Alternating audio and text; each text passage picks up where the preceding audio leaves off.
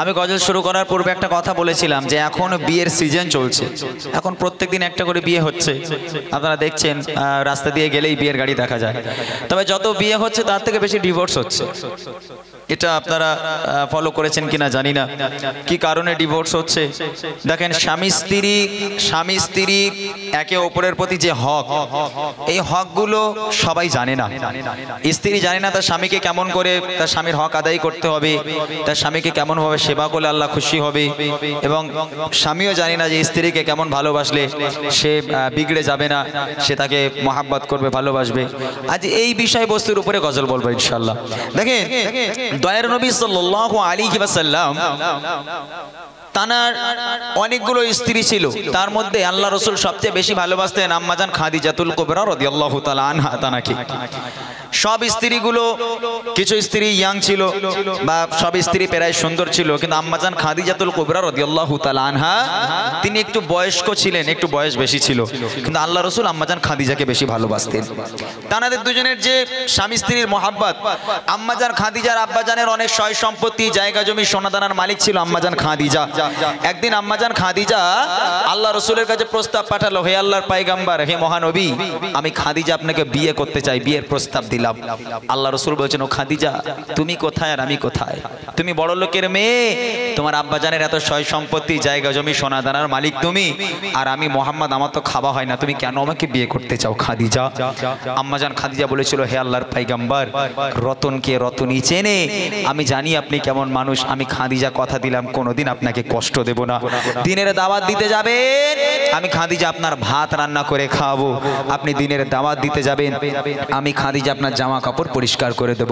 হে আল্লাহর পয়গম্বর, আমাকে নিরাশ করবেন না, আমাকে বিয়ে করেন। আম্মাজান খাদিজা আর আল্লাহ রসুলের বিয়ে হলো। দুজনের বিয়ের পর সাংসারিক জীবন কাকে বলে, সাংসারিক জীবন কিভাবে করতে হয়, কেমন ভাবে তারা চলাফেরা করেছে, স্বামী স্ত্রীর উপর কেমন ভালোবাসা হক ছিল, তারা কেমন ভাবে শিক্ষা আমাদেরকে দিয়ে গেছে। খুব মনোযোগ দিয়ে শুনবেন। আশা করি এই সমস্ত গজলগুলো শোনার পর থেকে আমার ভাই বোনেদের ঘরে আর কোনোদিন স্বামী স্ত্রীর মধ্যে ঝগড়া হবে না। এই একটা গজল আর একটা গজল পরে আসছে, এই দুটো গজল আজকে যে শুনে যাবে, আমি আশা করি তাদের বাড়ি আর ঝামেলা টামেলা হবে না ইনশাআল্লাহ, আশা রাখতে পারি। শোনেন, আম্মাজান খাদিজা কেমন আল্লাহ রসুলকে সেবা করতো, আল্লাহ রসুল আম্মাজান খাদিজাকে কেন এত বেশি ভালোবাসতো, কবি ছন্দের মাধ্যমে লিখছে, শুনবেন। কেমন ভালোবাসে নবী আম্মা খাদিজা,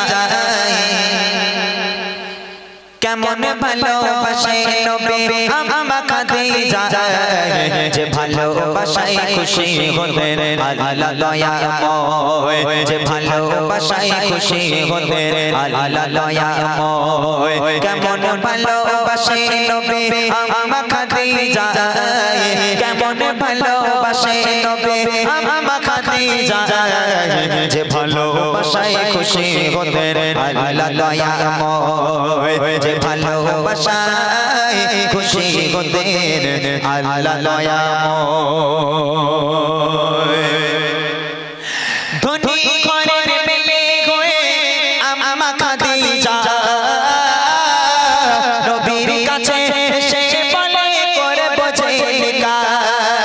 ধনী ঘরের মেয়ে হয়ে আম্মা খাদিজা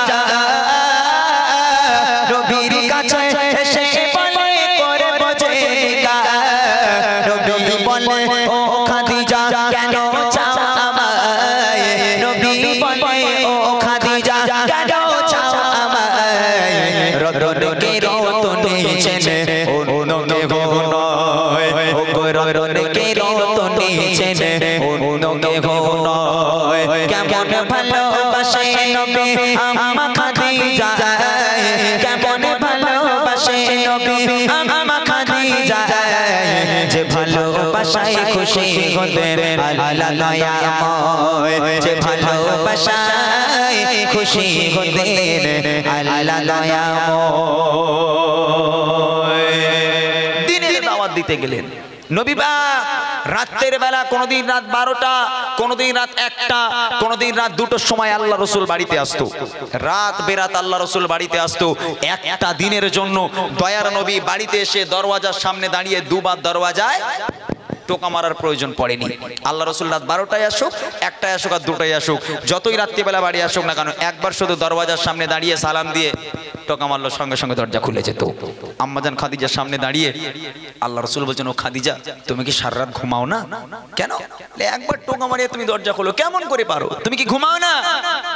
আম্মাজান খাদিজা বলেছিল, হে আমার স্বামী, হে আল্লাহর পয়গম্বর, আপনি যখন বাইরে থাকেন আমি খাদিজা ঘুমোতে পারি না, বড় টেনশন হয়, বড় ভয় হয়, না জানি কাফেরেরা আপনার কোনো আক্রমণ করলো কিনা, কাফেরেরা আপনার কোনো ক্ষতি করলো কিনা, এই চিন্তায় আমি খাদিজা সারা রাত ঘুমোতে পারি না, আপনার অপেক্ষায় পথে দরওয়াজার গোড়ায় বসে থাকি, ইয়া রাসূলুল্লাহ আমার ঘুম আসে না। আহা হা, কি ভালোবাসা! আপনারা মুরব্বী মানুষ বা এখানে বয়োজ্যেষ্ঠ মানুষ আছেন, আপনারা বিচার করে বলেন, এখানকার কোনো যুবক যদি একটা অফিসে চাকরি করে, যদি রাত 12টার সময় বাড়িতে যায়, আল্লাহ রাসূল একবার টোকা মারতো, আর আমার ঘরের ভাইরা যদি একবার টোকা মারে, আঙ্গা ঘরের ভাবিরা কি উঠবে বলে মনে হয়? হ্যাঁ, দরজায় কিল মেরে, ঘুষি মেরে, লাথি মেরে ভেঙে গেল, দরওয়াজা ফেটে গেল, আমার মায়েরা সব জান্নাত থেকে ঘুরে বেড়াচ্ছে, ওরে আল্লাহ কি স্বামীরে ভালোবাসে, আবার লোকের সঙ্গে গপ্প করে, আমার স্বামী আমার সোনার চাঁদ, কি ভালোটাই না বাসে। হ্যাঁ, এদিক দরজার মানে খিল ভেঙে যাচ্ছে, দরজা ফেটে যাচ্ছে।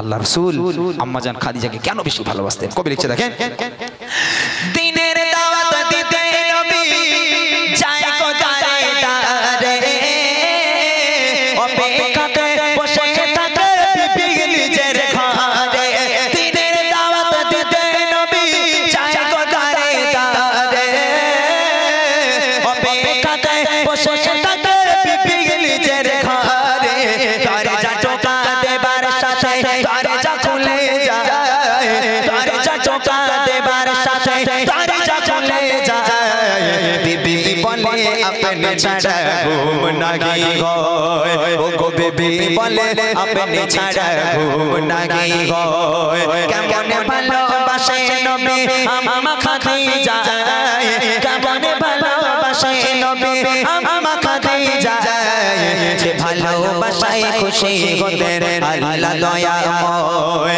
যে ভালোবাসায় খুশি হতেন আল্লাহ দয়াময়। একদিন নবী পাক রাতের বেলা বাড়ি এলো, দরওয়াজায় টোকা মারলো, দরওয়াজা খুলে গেল, আম্মাজান খাদিজার সামনে দাঁড়িয়ে আছে। আল্লাহ রাসূল আম্মাজান খাদিজাকে দেখে হাউমাউ করে কেঁদে উঠেছে। কেন জানেন? আল্লাহ রাসূল দেখছেন খাদিজা দাঁড়িয়ে আছে, আম্মাজান খাদিজার জামাটা এখান থেকে এমন ভাবে ছিঁড়ে গেছে, ও জামা সেলাইও করা যাবে না, তাবলিও মারা যাবে না। এখন এই দেখে আল্লাহ রাসূল হাউমাউ করে কেঁদে উঠেছে। হঠাৎ আম্মাজান খাদিজা হতভম্ব হয়ে গেল, আল্লাহ রাসূলকে বলছে, হে আমার স্বামী, আমার দ্বারা কি কোনো বেয়াদবি হলো, কোনো কষ্ট পেলেন, আপনি কাঁদছেন কেন? আল্লাহ রাসূল বলছেন, ও খাদিজা, তুমি কোন ঘরের মেয়ে খাদিজা? তোমার আব্বা জানের এত সয় সম্পত্তি, জায়গা জমি, সোনা দানার মালিক তুমি, সব সোনা দানা গুনে এনে আমি নবী আমার রাস্তায় তুমি কুরবানি করে দিলে খাদিজা। ও খাদিজা, আজকে তোমার অবস্থা দেখো, তোমার জামাটা এমন ভাবে ছিঁড়ে গেছে, আমি তোমার স্বামী হয়ে ও জামা সেলাইও করে দিতে পারবো না, তাবলিও মারতে পারবো না। ও খাদিজা, আমি তোমাকে ভালো রাখতে পারলাম না। আম্মাজান খাদিজা আল্লাহ রাসূলকে জড়িয়ে ধরেছে, ধরে বলছে, হে আমার স্বামী, আমি আপনার কাছে কোনোদিন কষ্ট পাইনি, আলহামদুলিল্লাহ খুব ভালো আছি, তবে জীবনে তো আপনার কাছে কিছু চাইনি, তিনটে জিনিস চাইবো, দেবেন? আল্লাহ রাসূল বলছেন, খাদিজা কি চাও তুমি বলো। আম্মাজান খাদিজা বলছে, আমার প্রথম নম্বর আবদার, আমি খাদিজা যেদিন ইন্তেকাল হয়ে যাব, আমি খাদিজা যেদিন মারা যাব, ওই দোকান থেকে কাফন কিনে পরালে আমাকে হবে না, তাহলে আপনার এই পিরান, আপনার এই জুব্বা মোবারক আমাকে কাফন করে দিতে হবে। দ্বিতীয় নম্বর আবদার, আমি খাদিজা যখন আমাকে কবরে শোয়ানো হবে, কবরে নামানো হবে, কবরে নামানোর আগে আপনি নিজে কবরে নামবেন, কবরের চারপাশটা একবার হাঁটবেন। আমি খাদিজা বড় কবরের আযাবের ভয় পাই, কবর যদি আমাকে আযাব দেয়, আপনার পায়ে ছাপ থাকলে কবর আমাকে আর আযাব দেবে না। আর তিন নম্বর আবদার, মুনকার নেকির ফারিস্তারা যতক্ষণ আমার সওয়ালের জবাব না করবে, আমার কবর ধারে বসে থাকতে হবে, বাড়ি যেতে পারবেন না। এই তিনটা আবদার আমার রাখবেন। আল্লাহ রাসূল বলছেন, খাদিজা তোমার তিনটে আবদার আমি মেনে নিলাম, তোমার তিনটে আবদারই আমি পূরণ করব। আহা হা, কি সুন্দর আবদার! আমার মায়েরা এরকম আবদার করেছে কোনো স্বামীর কাছে, দেখো আমি মরে গেলে একটু মলিশার দাওয়াত করে খাইও, একটু ইমামদের দাওয়াত করে খাইও, বাচ্চা গ্রামের গরিব বাচ্চাদের একটু খাইও, একটু দামি দামি কাফন কিনে, দামি কাফন কিনে আমার একটু পরিয়ে কবরে শুইও, একটু জুম্মার দিনে গিয়ে জিয়ারত করো। আমার মায়েরা কোনোদিন আমার স্বামীর কাছে আদেশ করেছে? হ্যাঁ, এরকম কিছু চেয়েছে? ওই সব হয় না। বলে, এই দেখো এতদিন সংসার করতেছি, কিন্তু একটা দিন তুমি দিঘাইলে যাও, একটু দিঘাইলে যাবে না, একটু বকখালিলে যাবে না? আমার মায়েদের আবদার এরকম। কিন্তু আম্মাজান খাদিজা স্বামীর কাছে কি আবদার করছে, কবি ছন্দের মাধ্যমে লিখছে, শুনুন। বিবি বলে, ও গো স্বামী, মরণের পরে কবরে শোয়াবেন আমায় জুব্বা কাফন করে, কবরের চারিপাশে ঘুরবেন ঘেটে, কবর যেন নাই পারে আমায় পিষে বসে ফারিস্তাদের সওয়ালের সময়, থাকবে বসে ফারিস্তাদের সওয়ালের সময়। কবরে কঠিন আযাব বড়ই ভয়ের হয়, কবরে কঠিন আযাব বড়ই ভয়ের হয়। কেমন ভালোবাসে নবী আম্মা খাদিজা, কেমন ভালোবাসে নবী আম্মা খাদিজা, যে ভালোবাসায় খুশি হতেন আল্লাহ দয়াময়, যে ভালোবাসায় খুশি হতেন আল্লাহ দয়াময়। ইন্তেকাল হয়ে গেল, আম্মাজান খাদিজা মারা গেল। প্রথম নম্বর আবদার ছিল জুব্বা দিয়ে কাফন পরাতে হবে, আল্লাহ রাসূলের জুব্বা দিয়ে কাফন পরানো হলো। দ্বিতীয় নম্বর আবদার, কবরে শোয়ানোর আগে আল্লাহ রাসূলকে কবরে নামতে হবে। আল্লাহ রাসূল কবরে নামলো, কবরের চারপাশটা একবার হাঁটলো, হাঁটার পর এবার আম্মাজান খাদিজাকে কবরে শোয়ানো হলো। কবরে শোয়ানোর পরে এই মুখটাকে কেবলার দিকে রাখতে হয়, পশ্চিম দিকে রাখতে হয়। তো আম্মাজান খাদিজাকে কবরে শোয়ানোর পর আম্মাজান খাদিজার মুখটাকে নিয়ে যতবার কেবলার দিকে পশ্চিম দিকে ঘোরানো হয়, আম্মাজান খাদিজার মুখটা ঘুরে অটোমেটিক আসমানের দিকে হয়ে যায়। আবার একবার চেষ্টা করা হলো, আবার একবার আম্মাজান খাদিজার মুখটা কবরের মধ্যে যেই পশ্চিম দিকে ঘোরানোর চেষ্টা করা হলো, আবার অটোমেটিক মুখ ঘুরে আসমানের দিকে হয়ে যায়। সাহাবারাও পেরেশান, আল্লাহ রাসূলও পেরেশান, মুখ কেন কিবলার দিকে ঘোরে না? আবার একবার চেষ্টা করা হলো। তিনবার চেষ্টা করার পর আম্মাজান খাদিজার মুখ কোনো মতে কিবলার দিকে ঘোরে না। ওই সময় আল্লাহ পাক আল্লাহ তাআলা আরশে আজিম থেকে খবর পাঠালে, আমার বন্ধু চিন্তা করবেন না, চিন্তার কোনো কারণ নেই। আমি আল্লাহ চাই না খাদিজার মুখটা কিবলার দিকে থাক, কেননা খাদিজা দ্বীন ইসলামের জন্য, কোরআনের জন্য, আমি আল্লাহ আমার জন্য এত কষ্ট করেছে, এত রক্ত ঝরিয়েছে, নিজেকে এত কুরবানি করেছে।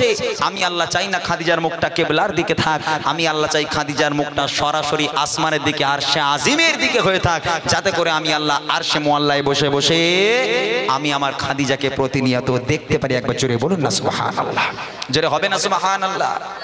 কেমন নারী ছিল আম্মাজান খাদিজা, আল্লাহ পাক বলছে, ওরে ওই খাদিজার মুখটা কিবলার দিকে ঘোরাস না, ওর মুখটা আসমানের দিকে রাখ, আমি আল্লাহ আরশে মুআল্লায় বসে বসে খাদিজাকে শুধু দেখতেই থাকবো, আমি আল্লাহ খাদিজাকে এতই ভালোবাসি।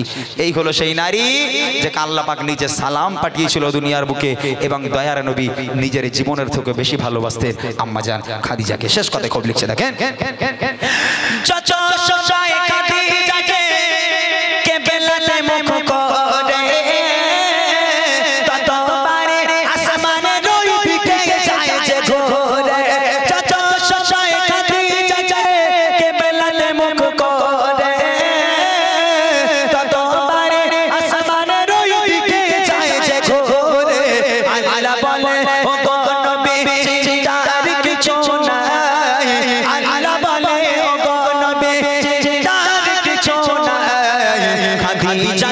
দেখবো বলে আমি সর্বদাই, ও গো খাদিজাকে দেখবো বলে আমি সর্বদাই। কেমন ভালোবাসে নবী আম্মা খাদিজা, কেমন ভালোবাসে নবী আম্মা খাদিজা, যে ভালোবাসায় খুশি হতেন আল্লাহ দয়াময়, যে ভালোবাসায় খুশি হতেন আল্লাহ দয়াময়, যে ভালোবাসায় খুশি হতে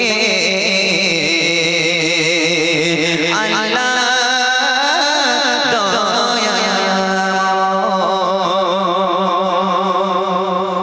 মাশাআল্লাহ। শুনলেন সুন্দর কালাম, আরো নিত্য নতুন কালাম শোনাবেন, এখনো নতুন কালাম আছে, আপনারা শুধু ধৈর্য ধরে বসে থাকলেই হবে। দেখেন